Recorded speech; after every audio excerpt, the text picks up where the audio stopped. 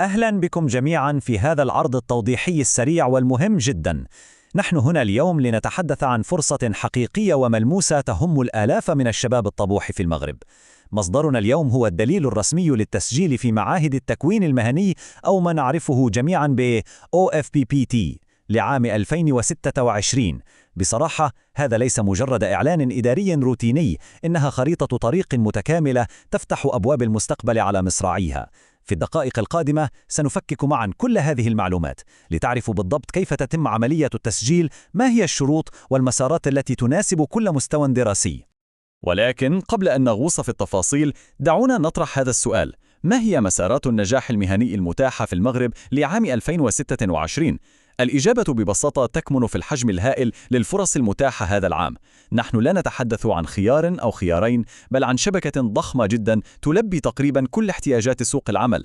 هدفنا هنا هو تبسيط هذه المسارات لتكون واضحة تماما، بحيث يستطيع كل شخص إيجاد مكانه المناسب وبدء مسيرته المهنية بخطى ثابتة. طيب، دعونا نلقي نظرة سريعة على خطة سيرنا اليوم. أولاً، سنتعرف على هذه المعاهد عن قرب. ثانياً، سنمر على الشروط العامة للتسجيل. ثالثاً، سنفصل في مستويات وأنواع الدبلومات. وأخيراً والأهم، مواعيد التسجيل التي لا يجب أن تفوتكم لعام 2026. لنبدأ فوراً بالمحور الأول. ما هي هذه المعاهد أصلاً؟ دعونا نستكشف شبكة مكتب التكوين المهني وإنعاش الشغل. من أهم الأشياء التي يركز عليها الدليل، وهي بصراحة نقطة تحسب لهم، هي التغطية الجغرافية الشاملة. هذه المعاهد متوفرة في كل مكان، حرفياً في جميع أقاليم المغرب. ماذا يعني هذا؟ يعني أن الموقع الجغرافي لم يعد عذراً. سواء كنتم في المدن الكبرى أو في أي إقليم آخر، التدريب المهني العالي الجودة موجود بالقرب منكم، وهذا يضمن تكافؤ الفرص للجميع. والآن نصل إلى الجزء الممتع فعلاً، التنوع. نحن هنا لا نتحدث عن تخصصات تقليدية فقط. معاهد التكوين المهني تقدم برامج في مجالات حيوية ومطلوبة بقوة في السوق. تخيلوا معي، القائمة تشمل الكهرباء، الميكانيك، الطاقة، وهي أساس الصناعة. وهناك أيضا الطبخ، الفنون، تصميم الجرافيك، المعلوميات، البناء، الهندسة، وحتى الإدارة والمحاسبة. يعني باختصار، مهما كان شغفكم أو اهتمامكم، هناك مسار مصمم خصيصا ليحوله إلى مهنة حقيقية. قد تتساءلون، كم سيستغرق كل هذا الوقت؟ الأمر واضح ومباشر. البرامج التكوينية صممت لتكون مكثفة وعملية، وتستمر عادة لمدة عامين، وفي بعض الحالات الخاصة تصل إلى عامين ونصف. هي فترة مدروسة لتعطيكم الزبدة، المهارات التقنية والميدانية التي تحتاجونها لاقتحام سوق العمل مباشرة بعد التخرج، دون إضاعة للوقت. ننتقل الآن للمحور الثاني، الشروط العامة للتسجيل. من هو المؤهل للتقديم؟ بكل بساطة، السن المطلوب يتراوح بين 15 و30 سنة.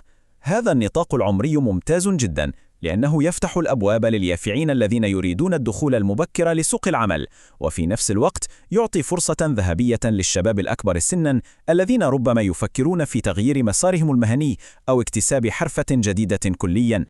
وهنا خبر رائع ومفاجأة سارة للكثيرين: التسجيل ليس حكرا على خريجي هذه السنة فقط. الدليل يؤكد على القبول الشامل لحاملي ما يسمى بالبكالوريا القديمة وحتى البكالوريا الحرة. هذا الانفتاح يعني أن قطار التعليم لم يفت أبدا. أي شخص حصل على شهادته في سنوات ماضية يمكنه اليوم بكل سهولة العودة واستكمال مساره بدون أي تعقيدات. وهذا يقودنا إلى نقطة بالغة الأهمية تتعلق بالجانب المادي، وهي المنحة. الدليل صريح هنا: المنحة الدراسية متوفرة نعم، ولكنها مخصصة حصريا لحاملي شهادة البكالوريا. أما المستويات التعليمية الأخرى فلا تشملهم هذه المنحة. من المهم جدا أن نضع هذه المعلومة في الحسبان منذ البداية لترتيب الأمور المالية بشكل سليم. وماذا عن مكان الدراسة؟ النظام هنا يعطيكم حرية الاختيار الكاملة. يحق لكم التسجيل في أي معهد وفي أي مدينة أو إقليم داخل المغرب. لا توجد أي قيود تجبركم على البقاء في مدينتكم.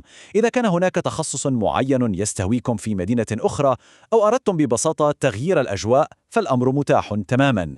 وصلنا الآن إلى قلب العرض، المحور الثالث، مستويات وأنواع الدبلومات. لنتعرف على المسارات الأربعة. إذن كيف تعمل هذه المنظومة؟ الأمر أشبه بلعبة تركيب تناسب الجميع. هناك 4 مسارات أساسية.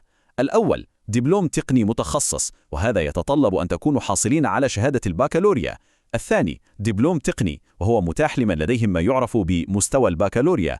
الثالث هو مستوى التأهيل، وهذا مخصص للذين وصلوا للسنة الرابعة إعدادي. وأخيرا مستوى التخصص، والذي يفتح أبوابه لمن أكملوا مستوى السادس ابتدائي. الفكرة الأساسية هنا أنه أيا كان مستواكم الدراسي من السادس ابتدائي فما فوق، فإن هناك مكانا جاهزا لتدريبكم وتأهيلكم.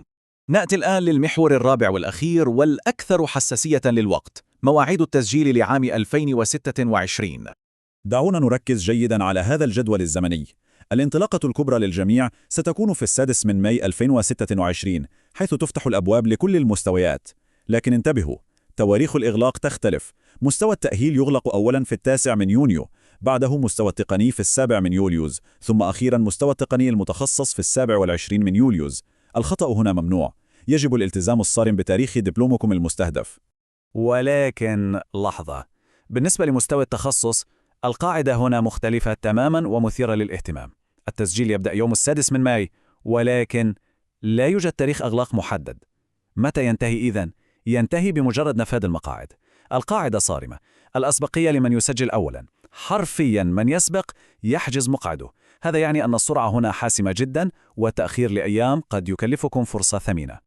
إذن بعد كل هذا، ما هي الخطوة العملية التالية؟ الدليل يوجهنا مباشرة إلى البوابة الرسمية، وهي www.myway.ac.ma/fr. هذا الموقع هو نقطة الانطلاق. هناك ستجدون كافة الشروط المتبقية، خطوات التسجيل خطوة بخطوة، وقائمة الوثائق المطلوبة. لا تبحثوا في أي مكان آخر، هذا هو رابطكم الرسمي لتوثيق التسجيل وضمان مقعدكم. لقد استعرضنا معا كل ما يخص معاهد التكوين المهني لعام 2026. رأينا كيف أن هذه المنظومة الضخمة تفتح أبوابها في كل إقليم، وتستوعب الجميع من مستوى الابتدائي حتى البكالوريا وما بعدها. الخيارات متاحة والتواريخ واضحة. الآن ومع هذا التنوع المذهل في التخصصات، أترككم مع هذا السؤال: أي مسار مهني سيمثل نقطة انطلاقكم نحو مستقبل مشرق؟ أتمنى أن يكون هذا العرض قد ساعدكم على الرؤية بوضوح لتتخذوا القرار الأنسب لكم. شكرا على المتابعة، وبالتوفيق للجميع.